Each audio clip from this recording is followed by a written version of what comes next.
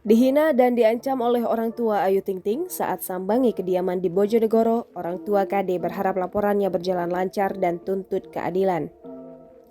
Orang tua Kartika Damayanti alias KD, Madi dan Suwarning melalui kuasa hukum Edi Prastio berharap laporannya terhadap Umi Kalsum dan ayah Rozak berjalan lancar.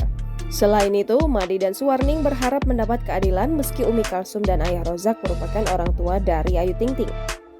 Untuk membantu melengkapi laporannya di Polres Metro Bojonegoro, Edi Prastio menggait 2 orang saksi, salah satunya kepala desa dan ahli bahasa pada Selasa 28 September 2021.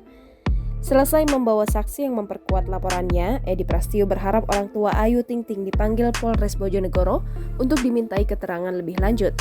Namun, ia belum bisa memastikan waktunya karena itu menjadi kewenangan penyidik.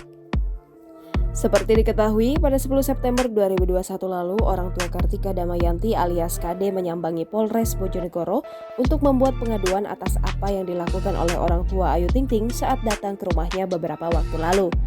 Memang, orang tua Ayu Ting Ting beberapa waktu lalu datang untuk bertemu dengan KD yang merupakan haters dari anaknya. Namun, Umi Kalsum dan ayah Rozak tidak bertemu dengan KD karena tengah bekerja di Singapura, hanya bertemu dengan orang tua KD. Sayangnya, orang tua KD tak terima dengan kehadiran orang tua Ayu Ting Ting yang diduga melakukan pelecehan, penghinaan, dan pengancaman hingga melaporkannya ke Polres Bojonegoro. Orang tua KD pun sudah dimintai keterangan dengan 27 pertanyaan terkait kedatangan Umi Kalsum dan ayah Rozak di kediamannya di Bojonegoro, Jawa Timur. Jangan lupa subscribe, share, komen, dan like ya!